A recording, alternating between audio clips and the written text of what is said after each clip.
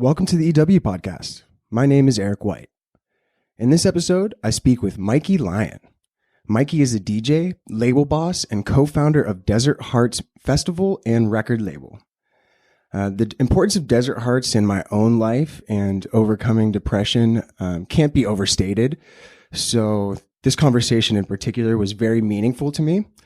We covered some good ground here with the limited time we had. We talked about Mikey's role within Desert Hearts and what it's like to be a touring DJ, while also learning to pay closer attention to the health of mind and body. Mikey opens up about having a major anxiety attack before his set at this last Desert Hearts festival, and we briefly compare notes on our quest for the super brain.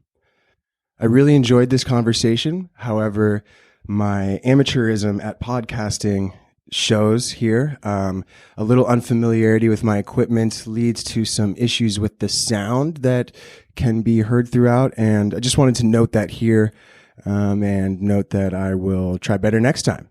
So anyway, without further ado, here is my conversation with Mikey Lion. Sweet. All right. I'm here with Mikey Lion. Thanks for joining me, bud. Thanks for having me. Appreciate it. So let's kick this thing off with just a little background about who you are and, your daily responsibilities for people who might not be familiar. So my name's Mikey Lion. I run a festival and brand and record label called Desert Hearts, and that's been going on for about 7 years now. It's a house and techno label that is basically our mission is to spread as much love and positive energy in the world as possible. I've got three partners, my younger brother, Porky, one of my best friends that I've known since third grade, Marbs, and then a token old guy named Lee Reynolds, who's the craziest one out of all of us. But yeah, I absolutely love what I do. It's my absolute dream job. I'm basically tour the world as a DJ and run the record label during the week and produce music during the week, and then get to play gigs on the weekend. So on the weekends, you're doing a lot of travel. You're out at parties. What is your day-to-day like during the week? So my day-to-day during the week is, I normally wake up 8 a.m. I've got a morning routine, which is make my bed, take supplements, I take a bunch of supplements for mental health and like brain health, and also vitamins and stuff like that. And then I meditate for 10 minutes, clean the house, and then by 9 o'clock, I'm normally at the gym and either rock climbing or working out. And then normally, I'd like hitting the sauna at the end of that. And then by 11, I'm in the studio, either catching up on label stuff or working on music. How important to the rest of your day is that daily routine in the morning? I mean, it's the most important part. It's crazy how much that it's made a difference. And I've really only adopted it in the last 6 months or so, maybe, like 6 to 8 months. And I ended up getting a life coach that was kind of like a spiritual teacher / therapist who was just so helpful and really gave me the tools that I was missing to really hone in on what a really solid day looks like for me. And yeah, the first thing that he implemented was a morning routine, and I've lacked discipline my entire life and was always just kind of floating and would wake up at 11 a.m. or just kind of whenever, and then casually roll out of bed and just, no real structure to waking up. And then once I got that routine, it changed everything for me. And just because if you can knock out those first few things in the morning, then you just set the tone for what you can accomplish during the day. For sure. And no task is too big. It's just another task, Mm-hmm. Was he working with you to come up with things you would actually do in your morning routine, or did he have a list of things already that he was recommending? How did that process go of figuring out what you would do? So we kind of found the process by figuring out what was important to me. So I guess just as far as like making my bed, cleaning up around the house was important to me because it just gives you that feeling of comfort of being able to work in an environment that you're comfortable in. And then the meditation part, I had never really known how to meditate, and I would do little meditation things like my friend Eamon basically recommended to me to just start with doing a minute a day. And he recommends that to anyone that's just trying to get into meditation. It's kind of about setting the routine of just taking 1 minute out of your day to just focus on your breath and being able to build up those days of doing 1 minute. It's a lot less of a task than committing to 10 minutes a day, especially when you don't know what you're doing at first. Mm-hmm. Were you using an app or a tool, or were you just kind of setting a timer? So when I was doing it with him, we were doing this meditation on future self, and it was really cool because basically in every morning I would wake up, I would do my routine, and then when I meditated, I would meet my future self of, like 10 years older than where I am now, and basically envision who I want to be. How does that person feel like? What kind of energy do they have? Do they have a family? And my future self, he's healthy. He has, his mental health is in check, his physical health too. He's got a family, beautiful family, wife and kids, and he's successful, and he's, successful with friends and has plenty of friends. And so for me, I'd wake up and I'd go meet him every morning, and it would normally be in a environment like a gig or something, and just something that like I could really look forward to. And it was amazing. It did so much for me because I would just start harnessing that energy, and the work that I had in front of me for the day, it was going towards something that I felt the very first time that I woke up. So that's interesting. So you're using the mornings to kind of guide your actions through the rest of the day towards this ultimate goal, this ultimate you. Yeah, exactly. And it was super, super beneficial. And he gave me a lot of tools like that to just start, I guess, just bettering my life and bettering my situation. Is there ever difficulties getting back into that routine, coming off a gig? Do you ever really have to kick yourself in the butt to get going? Or is it kind of just second nature to come back and get into it? I have a lot of trouble with it on the weekend, during gigs and waking up in a new city where I'm not able to do the full routine. I'm not really able, a lot of times I don't have time to get the exercise in when I'm really tired and I just need to be catching up on sleep. Because life of a DJ is crazy. It's a lot of temptations for drugs. There's alcohol all around you.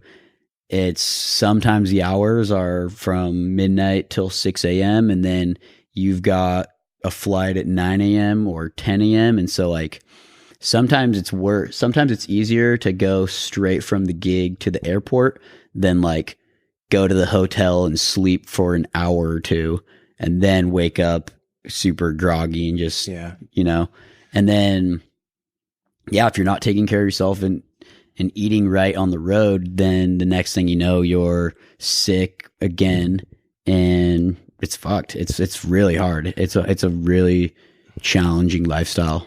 Yeah, it's hard to even imagine for me what it must be like to get to a point at the end of your job where your job maybe requires you to still be out and meeting people and, enjoying yourself. But then you have this part inside your mind that's like, you need to go to bed. Right. You need to put it down. How do you balance that? Yeah, I think I think that putting health first is honestly, it's always the call now. And before, when we first started touring with like the rest of the crew, we were going to every after party, trying to hang out with the promoters as much as possible because we wanted to make a really good impression. We wanted to get new fans. We wanted to, just mingle with the community and build these communities in all these different cities. And that kind of got out of hand. And we were like partying really hard back when we first started. And we were kind of known as the party crew. And it just like, it fucking spiraled, it got really, really gnarly. And there was times when I thought that I was losing my mind. And I'd say my biggest fear is losing my mind. And I think that my memory isn't where it should be. And that really, really scares me because I want to be doing this the rest of my life. And I don't want to have early onset dementia or anything or cause anything that's going to really fuck with my head. Mm-hmm.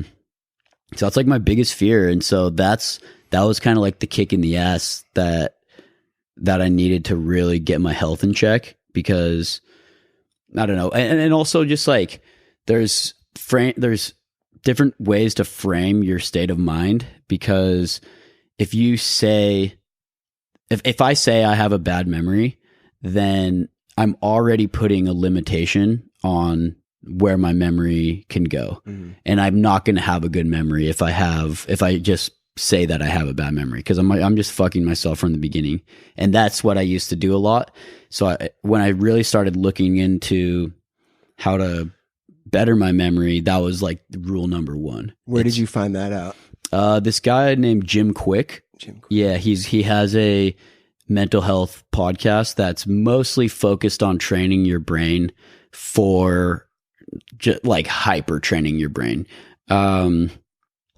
He's got like all these like tips and tricks for like remembering names. He's like remembered pi to like the fucking like he's won like the memory championships basically. And but what's crazy about his story is that he got in a really gnarly brain accident as a kid and really, really injured his brain and overcame this massive deficit to like train his brain to being just all-star. That's crazy. The brain is such a crazy mechanism that I know. I hope we figure out more about it in our lifetime, and because I think the potential has just not even been tapped. I know what can truly be accomplished. The human brain. Yeah, it's wild. Yeah.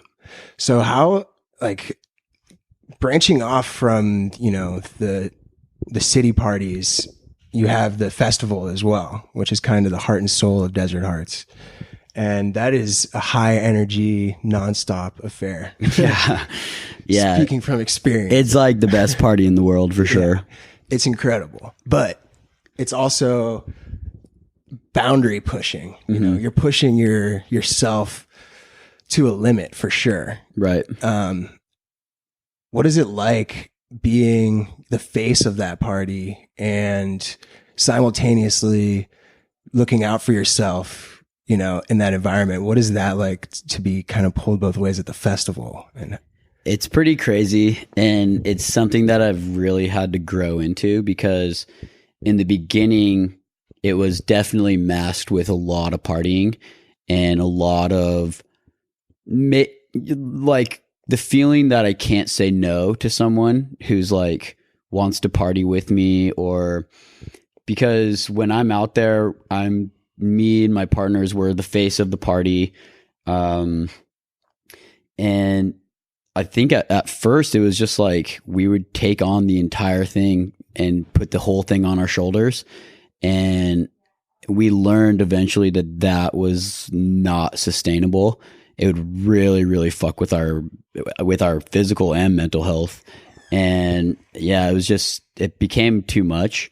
And so now I think because we've started to put health as a priority and we've really brought health and mental health into the limelight of our community and like really tried to destigmatize it, that now people are a lot more understanding of where our head's at. Like they're cool with us saying no. They're cool with us just being sober and chilling.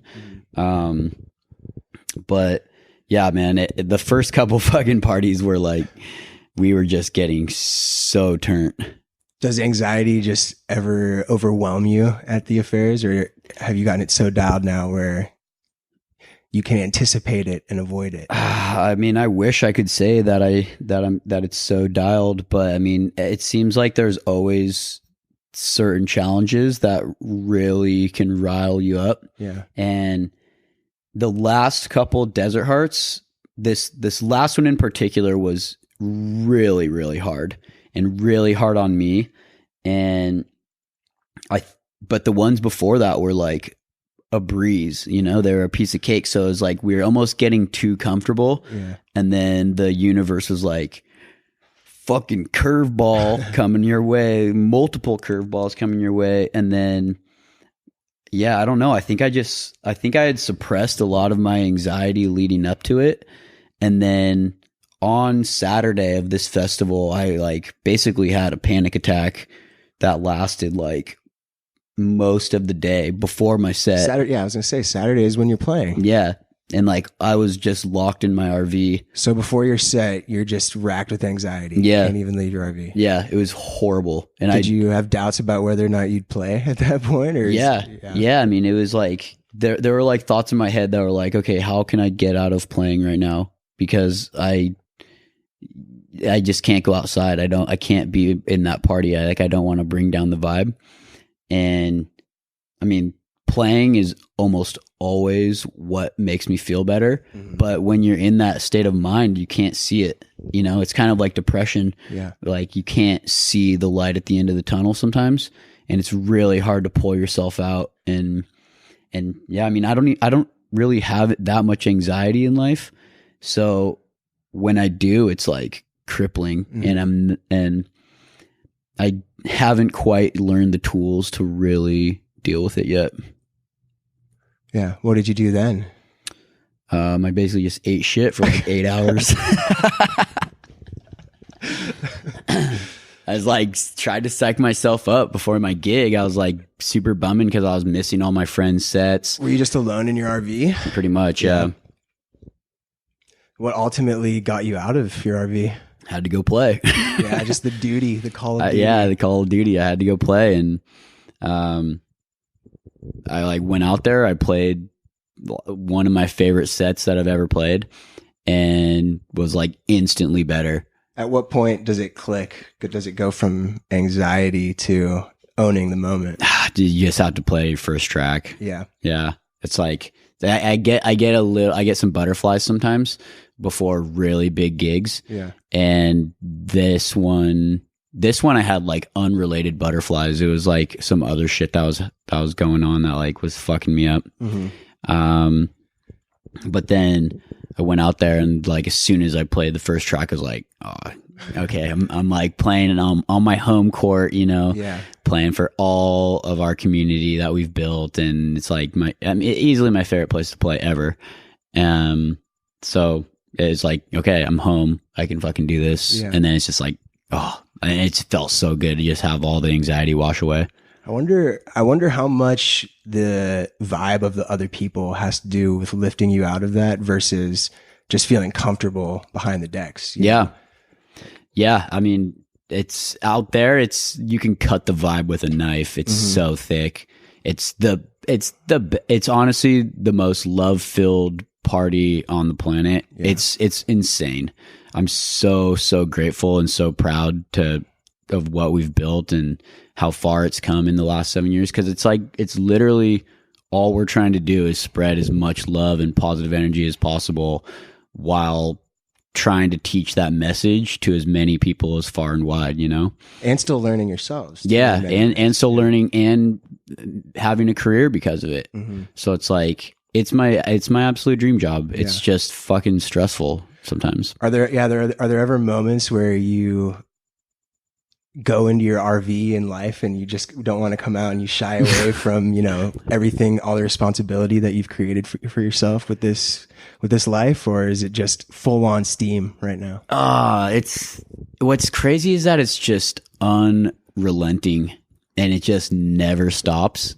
And so that's the hard part. It's hard to like just chill out and really appreciate what's going on in the moment instead of like being focused on the tasks at hand, because there's always something, and there's always a crisis, or there's always some fucking major problem that needs fixing. So it's like, even when you think that you're like, oh yes, I'm about to have a fucking nice calm night, it's like I'll get hit up by Mars and be like, dude, shit's fucking hitting the fan. I'm like, no, 0 to 60. not a fucking again. Does it ever make you want to not be a DJ? No. I'm still going to do this, but it's just like, because I'm not just a DJ, because I'm responsible for running the business and also the record label, and responsible for bringing up the other artists on the record label. So it's like, there's a lot of people counting on me, a lot of people counting on us and our crew. And it's, when you have other people that count on you, it's like, okay, becomes a lot more stressful, becomes a lot more taxing, but it's still worth it. It's always worth it, because it's given people, and myself included, it's given people their dreams, and me too. And given like this community that is just so supportive, and it reps freedom of expression, art, every kind of way to express yourself, and also accepts everyone. It's fucking, I love it. It's the best. It is amazing. We touched a little bit about drugs and substances. I know that on your last trip to Europe, not your last trip, but a previous trip to Europe, maybe it was your last trip last summer, you had a breakthrough of some sort and came back pretty sober. Do you want to talk a little bit about that, and, where sobriety has a place in your life? Yeah, so it wasn't so much a breakthrough as much as it was a breakdown. So, yeah, I mean, we just fucking pushed it to the limit. We were in Europe for a month, and we hadn't been to Europe. I hadn't been to Europe in like 10 years, and it was my wife's first time there, and we were just drinking and eating bad and just fucking partying basically for a month straight, going from, like Berlin to Ibiza, and just party hopping everywhere every day. Yeah. And it just fucking kicked the shit out of me. And that was like when I was really starting to feel down and starting to feel like I needed a radical life change. And I had never really done sobriety before, and didn't know I even could do it. So I ended up doing like 4 months of sobriety, pure sobriety, no weed, no alcohol, no nothing. And at the same time, I started going to the gym. I started eating keto, and I kind of just did everything at once, like massive life overhaul. And within the first month, I just started feeling so much better, and was like, wow, this is how you can feel in life. I'm not run down. I was like really dedicated to discipline on tour, and going to bed and not partying when I was DJing. And I didn't even know I could really DJ fully sober, because it was when I learned I used to black out on the regular in college. So DJing itself was associated so deeply with partying that whenever you did it sober for the first time, it was almost like a new thing. Yeah. It was amazing. Because I used to just use alcohol as such a crutch to get through a DJ set. And I would always basically do mental gymnastics to, justify in my head that oh, I'm just getting on the vibe of the party. I want to just be on everyone else's vibe. So I need to take a couple shots. I need to fucking get drunk. And then I'd be miserable the next day. Yeah. And there is nothing worse than being hungover on an airplane. And I can't even tell you how many times I've just sat there, just fucked. Just, I'm not going to make it home. The only answer at that point is another drink. Yeah, I guess. It's like you just sit there and you just weep to yourself. Yeah. And that's all you can do, and just fucking hate yourself. Have you been able to take any of those lessons or feelings from your sobriety and implement them now that you're not sober? Yeah, definitely. I mean, the moderation part is so much more ingrained in me now.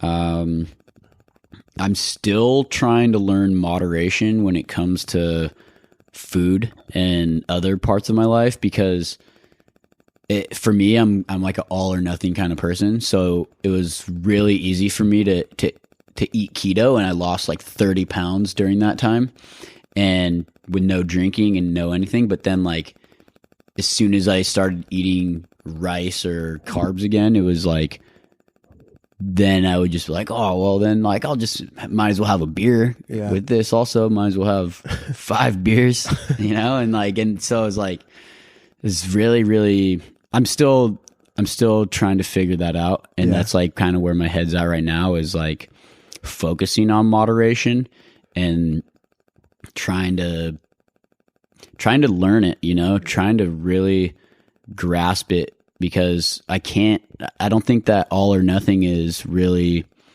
feasible for a long-term solution. Yeah. Do you see yourself, partying long-term? Like, is the DJ life always going to be intertwined with partying? Is that something that you think about? Like, what does 50-year-old DJ Mikey do at a I don't think show? 50-year-old Mikey Lion's going to be partying as hard as he is right now. Yeah. I'm not really partying that hard right now, but I just know when I'm 50, I don't want to be fucked off. Yeah. I'm going to have a family. I'm going to have some major responsibilities, and I can't really fuck off and do that. And the DJs that have really lasted the longest in this industry are the ones that have really got their sobriety in check. It's like Doc Martin. He's been sober for like 20 years. Damn. And the real legends are the ones that have like got it figured out. Have you ever messed up a gig because you were too fucked up? Yeah, I'm sure. Like to the point where it was unbearably bad, embarrassing? I think in the beginning, that was in the beginning for sure. There was times when I think there was like a month when I used to hop on the mic and just start like shouting nonsense. Yeah, fuck yeah, motherfuckers. Yeah, how you guys doing out there? And then like I basically got banned from the mic by my partners. Probably a good thing. Yeah, there was like one. There's this one time when Deep Jesus was DJing. It was one of our older partners, and he was DJing, and we were listening to the recording of it. And at one point, I hopped on the mic, and I'm just like, "Deep Jesus, deep Jesus," and it's just like, just fucking blew it, like totally wrecked the recording. It was just like, wow, that's what I sound like when I'm drunk. Like, what the fuck? That's horrible. So then after that, it's kind of like lesson learned. Yeah. Yeah. As long as I've known you though, dude, I've never really known you to be like a person that really deals with shame. It seems like Deals with shame. Yeah. You don't really come across as ever, wallowing in your own self-pity. Right. Is that something you ever deal with, or are you? To me, you just always come across as someone who just can shake things off pretty quickly. I think I can. I really try not to dwell on bad shit or shit that's I can't really fix. Or like if I can fix it, I'll fix it. But yeah, I guess I don't really have that much shame. Yeah. Which is amazing. It's like, it's really amazing. Yeah. just for my own like sanity, you know? Yeah, I haven't really thought about that much. Does fear motivate you? Like what are the things that motivate you most deeply? What motivates me, I think, is success and bringing up like the people around me. So I'm always trying to create the best life for myself and all my friends and family. And if I can motivate other people to do that and to really kick it into gear themselves, then that's like what really fucking sets me off. Like, I love that. I love when my friends do well. I love encouraging them. I love just trying to make their lives better. And that's like what really motivates me. And, I don't know. I want to be the best. I want to have the best life. I want to have all my friends have the best life too, and like share in everyone's success. And I think by sharing those principles that have made my life better, that I can help other people. And that's kind of been a big part of the stuff that I've been posting on social media lately. It's like, how can we make the world a better place? How can we make everyone better? So I've shared books that I've read. What are some of the books you've been reading that have given you some insight? Man, the one that really, really got my attention was Own the Day, Own Your Life by Aubrey Marcus. And it was basically, it's all about how to have the perfect day. So the perfect day for me is like, it's an optimized day, right? So it's like life optimization hacks. And so the morning routine, the sauna, like it's hitting the gym, it's working really hard in the studio or on the label for, as long as I can. And then it's hanging out with my wife and spending real quality time with her or with friends. And then, have like an indulge, like it's okay to indulge every once in a while too. At the end of the night to like treat yourself for having a fucking perfect day. Yeah. And I had a perfect day yesterday and it was fucking sick because I don't have perfect days often. What was yesterday? Tuesday? Nice. Yeah. What made it so perfect? You just hit all the things you wanted to do? I just fucking nailed it. Yeah. I was like, I've recently got married. So like so many tasks just went out the window for like honeymooning. We honeymooned for like almost a month, I feel like. And extended honeymoon. It was because we like turned one of my DJ gigs into like a honeymoon trip to Iceland. Nice. So I'd kind of been neglecting a lot of work, and just like that stack of emails that I'd like piled up for fucking ever. I got my email down to 0 yesterday. I'm just like, oh, nice. Oh God, that feels good. And yeah, I just had like a really, really solid day of like clarity, all the things on my mental checklist of like meditation and exercise and just everything. I just felt really good yesterday. Yeah. And then like got to bed early and woke up 7:30 this morning, was like to the gym. So yeah, so yeah, that book Own the Day, Own Your Life by Aubrey Marcus is like a game changer for sure. It basically teaches you how to have one fully optimized day so that if you can have one day and you focus on just having one day instead of like trying to have a perfect life all the time or a perfect day every day, then it's like, it's easier to string one day together than it is to like hold yourself accountable for fucking like a month's worth, Yeah. It's kind of the same principle of like the morning routine, you knock off a little chunk at a time and then you try to piece those little chunks together for the rest of the day or the rest of the week. Yeah. Another book that I'm reading right now that is fucking amazing is How to Win Friends and Influence People by Dale Carnegie.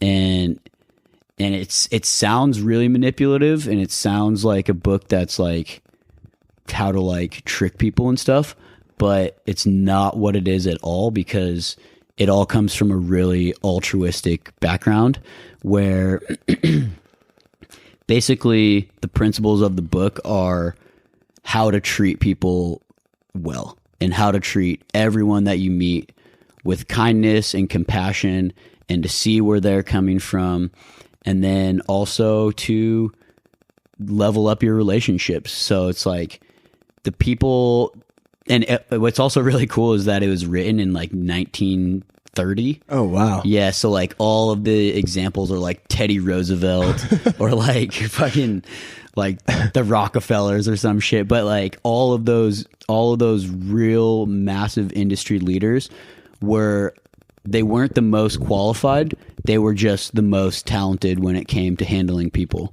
And so they were just widely loved by everyone that they came in contact with. And in turn, they were given the most opportunities because people want to work with people that they are friends with. Right. And so I've just started using those practices, and I just started reading it like 2 weeks ago, but I've like, for example, I just started, like I'm going to Burning Man in 3 weeks. Maybe if you get your tickets. Yeah, fuck, dude. That's another story. Jesus Christ. But yeah, like I started using some of the techniques that they used when I was negotiating for my RV, and like and normally people spend like $10K on an RV, and I got a fucking RV for like under $4,000 for like 12 days, just because I was super nice to the guy and like genuinely cared how he was doing. And those kind of things are like, it's a fucking game changer. It's such a fucking game changer for just making friends with people, and it's like the same principles that I preach all the time, but as far as love and positivity, but it's like the actual how to do that, you know? Yeah. So yeah, it's cool. That is cool. And I think that requires a certain level of mindfulness and awareness, because, you know, if I think about myself, whenever I was depressed, I would not have been able to do that, just because your mind is thinking about yourself. You know, you're thinking inwardly. You need to be in a place where you are able to, you know, remove yourself from your own head and kind of see the world for, you know, what it really is. Right. And that's just what everyone's looking for. Everyone's just looking for a little bit of happiness, a little bit of positivity in their day, because a lot of people don't get that. It's a mundane world for a lot of people. And so if you can be that person that can give them a little joy or just a smile or anything, fucking, that makes all the fucking world of difference. Yeah. How's it receiving all these different stories from people who have had such life-changing experiences through your movement? Like, what does that mean to you I mean, it's like what I live for. Yeah. I fucking love it. And I'll never get tired of people telling me how much Desert Hearts changed their life for the better. I mean, yeah, there's been people that have told us that they kicked heroin because they found out that this family and this community was what could fill that hole in their soul, you know, that they're filling with drugs. Yeah. I mean, people have told me that, like, one lady came up to me and Lee and told us, she just like took our hand, put it on her belly, was like, "This baby was conceived at Desert Hearts." I'm like, what the fuck? Like, that's so sick. That's so amazing, because I had heard about people's lives being changed, but never that it like created life. Yeah, you know, that's it cool. actually created life. And I was like, that was mind blowing. But I mean, I'm just so fucking grateful. It's insane how appreciative I am of all the people that have gotten behind and supported us over the years. And I mean, it's still like we're still just getting started. Yeah. Like to the point that this thing's going to go is like, I mean, it's going all the way, you know? And I think that a lot of people, this is their tribe, you know, this is their community as much as it is ours. Yeah. And so everyone wants to see that success because that success just means that more people are going to feel the love and feel the vibe. And it's pretty special. Does that ever create a situation where there's an excessive amount of pressure on you? Does it ever, do you ever just feel like, whoa, hold on a minute. This is all great, but I just wanted a DJ. Yeah, for sure. And we kind of did it backwards, but the way we did it ended up being the biggest blessing ever because we all got in it to DJ, but we built this community first so that we kind of had a platform to DJ at. Like, you know, when we never saw it coming. We were just like, okay, let's go throw a little 200-person renegade party in the middle of the desert and have a place to DJ where we don't have to turn the music off. And then flash forward 5 years or, 7 years now to where we are now. And it's a 5,000 person festival. We're like, selling out gigs around the country that are loyal Desert Hearts fans and community members that are like creating art and just, they have their own families and their own communities in each city. Yeah. And it's like, it's just so special. You get to see how many people it really touches. And I mean, the pressure of building it for everyone it's welcome. Yeah. It's what drives it forward. It's what keeps the fucking pedal on the gas, Yeah. It's like as it grows and as it gets bigger and the movement gets bigger, it's just going to inspire us to do more cool shit. And like, yeah, the more resources and the more people that we meet and the more opportunities that we have, it's better. We can do doper shit. Yeah. How does it feel to look back on the years of you guys kind of growing and you're at the same time like growing up with your movement, because how old were you when it started? I was like 23. Yeah. So you kind of came into the later part of your manhood as this festival is going on. Do you think you did a good job of maintaining all of the responsibility and becoming? Did a fucking great job. What were some of the keys to, maintaining all of that throughout your journey? Progressing in a positive way. I think what was really important was just keeping each other in check because there's 4 of us and we've all grown at the same time. Others have grown more than others, but we've always really done a good job of working as a team and checking each other when we need it.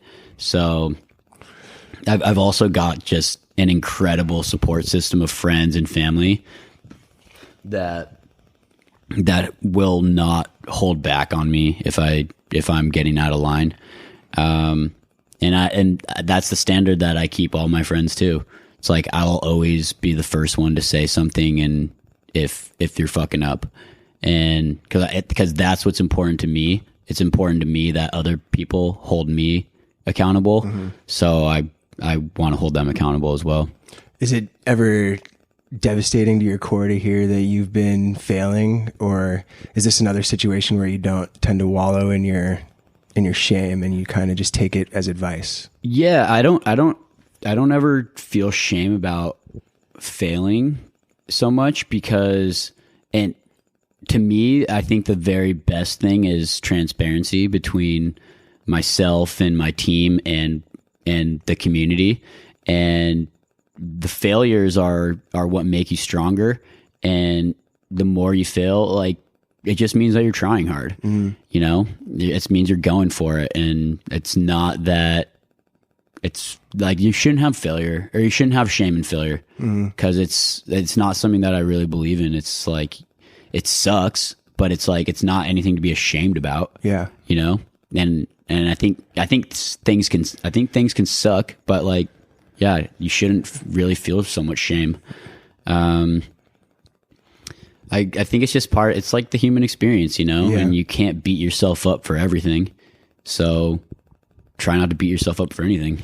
So you're pretty, what's the right word? Gracious with yourself whenever, if you, like, say with your daily routine, if you fall short of meeting your goals in a day, you're pretty good at just dusting that off and saying, I'll get it tomorrow. Yeah, I am pretty good. Like today, I didn't have that good of a day, and I got distracted, and I fucked up and kind of fucked off for a little bit and got upset at certain things, and then, but I'm fine now. I've kind of like already got past it, and I was just like, okay, well, the rest of my night, I'll just be productive. And it's like procrastination, right? It's only as bad as it's still happening. And then once you're like actually attacking it, then it can really you can start chipping away and start feeling good again. Yeah. Has meditation helped you, make that even an easier process, or is that already something that you're just, I don't know if meditation's really helped just with mindfulness and realizing what's going on in the present moment. So yeah, in a way, I suppose I can kind of like just check where I'm at, and yeah, I think checking where you're at is really important, and just, every couple hours, just doing a little mental checklist of how you're feeling, how's your body feel, are you stressed, how clear is your head. That's the stuff that's really important to me, and that's mindfulness. What kinds of things are you focused on right now in, your quest for self-improvement? I think I'm just trying to be as healthy as possible for the state of my mind. Like I have this like dream in my head of just having the fucking hyper brain, that super smart brain that remembers everything, that talks eloquently, that can remember everyone's name, everyone's face at all my parties. And so it's like, that's to me, that's what I'm always working towards. I'm like, all my health stuff is normally rooted in this, like me envisioning this fucking supercomputer brain. And I don't, and I think it's possible. And so that's all I need to just fucking keep going at it. And the more, if I cap that, like I said, if I just say I have a shit memory, then I'm always going to have a shit memory. Yeah. But I'm dedicated to working at it. And I do, I even have like this little brain games app on my phone called Peak that is just all these little technical brain games, basically, that just bend your mind a little bit. Like little puzzles that just stretch where your mind can handle, Okay. Like the same way that tongue twisters kind of do that, where you're like not quite sure if it's fucking possible, but you're like really stretching, and then you nail it. Yeah. So requiring your mind to kind of think in a different train of focus. There's memory games, and then there's focus games, and it's cool. I dig it. Yeah. Yeah. Nice. Have you seen improvements in your memory with your renewed focus on it? For sure. Yeah. Yeah. Are you doing things like finding something to memorize and then committing it to memory and then repeating it back later? Or I was doing that when I was working with my life coach, and I was like required to memorize some quotes each week. They're a little foggy now. Were you able to do it though? I was. I was, and to me that was pretty astonishing, because I never thought that I would be able to do it. But the first quote that he had me memorize was just a really short, easy one. But even that one was tough for me the first week. But what it was those that can't change those that can't change their mind can't change anything. And so the entire point of that is basically, if you're unwilling to make changes to the way that you think, then you'll never change anything. And nothing, like, you know, you're going to be stuck in that pattern forever. Yeah. So you have to be willing to make those changes and to step outside yourself and reevaluate who you are as a person and the way that your mind works. Yeah. It's a pretty meta quote to have as your first one for trying to change your memory. Exactly. Yeah, that's cool. Yeah. Are you still seeing that coach? I'm not. I haven't seen him in a while. I'm pretty due to check in with him. I stopped seeing him, I think, 4 months ago. And what was your memory the original goal for that? That and also just life optimization, basically. Okay. So memory, meditation, therapy, and then also just getting the life hacks, like the routine and the little things that can help me through the day. Yeah. The minutia to get you going. Yeah. Nice. How are we doing on time? No idea. That's your job. 53. We have some more time. Yeah. Nice. So let's see what else we can talk about. How are you doing? I'm doing good, man. Yeah? Yeah. How's your mental health these days? My mental health is improving. I feel as though, yeah, I'm like you. I'm trying to solidify some daily routine habits that kind of act as coffee almost in my morning, you know, and get me focused and kind of sharpened for my day. Right. Like what are you using or what are you doing? I do meditation in the morning, and I do some writing. I do left-hand mirror writing in cursive. Yeah. So this guy, Michael Lavery, that I met a while ago, and I actually had him on the podcast, episode 2, if anyone cares to check it out. He came up with a handful of practices that he's titled Whole Brain Power. And one of them is journaling in your right hand in cursive and then rewriting it in your left hand in a mirror image. And so that's something I added to my daily routine. And It sounds brutal. yeah, it's that thing that I was talking about, that stretching the limits of what your mind and body can do. Exactly. Yeah. His theory on it is that by using your left hand, you're requiring your hemispheres to pass information to each other. Thus, you're strengthening the connection between them. So, have I seen improvements in memory and stuff? Yeah, for sure. So, you know, I keep doing it. How's your anxiety and some of the other stuff? I know you've struggled with, I mean, some mental health for sure. For sure. Yeah, absolutely. The anxiety is always a battle, you know, it goes away a little bit, but it doesn't ever really disappear. So you just get better at recognizing it and figuring out ways to cope with it. So it's been good, like you said, having a support system like the Desert Hearts family, you know, all the family in San Diego. It's family back home. It's a blessing to got a girlfriend who loves me, you know.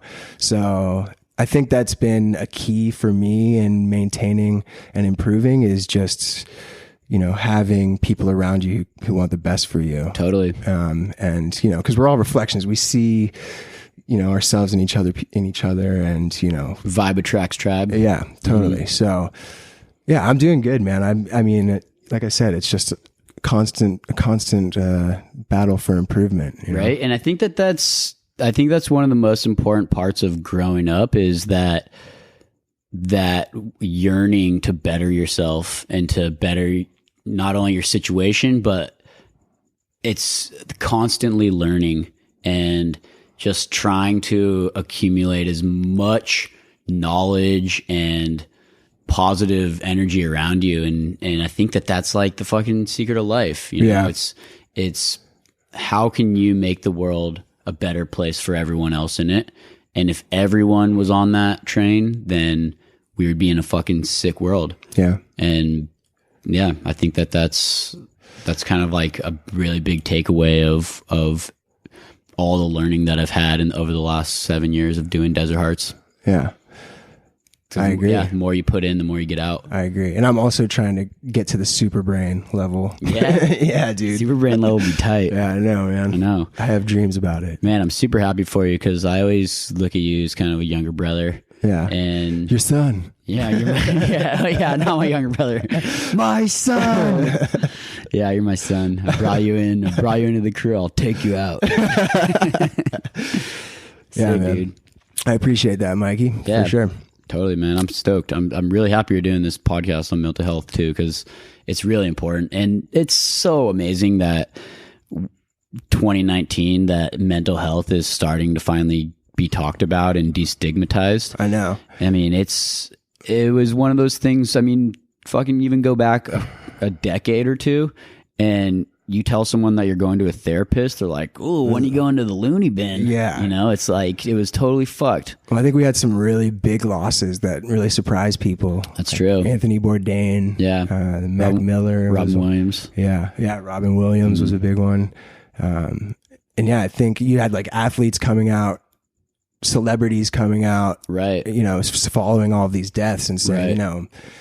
you know, to steal a phrase, and me that's too. That's what's so cool is that because of the transparency, then it destigmatizes the shame that people feel, you know? Sure. Because when the person that you really look up to is also feeling hurt and they're also dealing with shit on the inside, it's like, oh, is that everyone? That's not just me. That's okay. That feels good. Yeah. You know? Yeah, I'm really happy with where we're at as far as mental health goes. I mean, we're nowhere near where we need to be, but we're fucking making progress. And That's great. I'm stoked for you guys, man. Always rooting for you guys from the sidelines. Thanks, for dude. Sure. Yep. Yeah, man. I'm always rooting for you too. Love you, brother. Hell yeah, I love you too. All right. Thanks for listening to the EW podcast. I appreciate you sticking it through. If you enjoyed yourself, please visit the podcast on iTunes and Spotify to subscribe and or leave a review. It helps new users find the podcast, and it's just much appreciated. So again, thank you very much and have a good one. Until next time.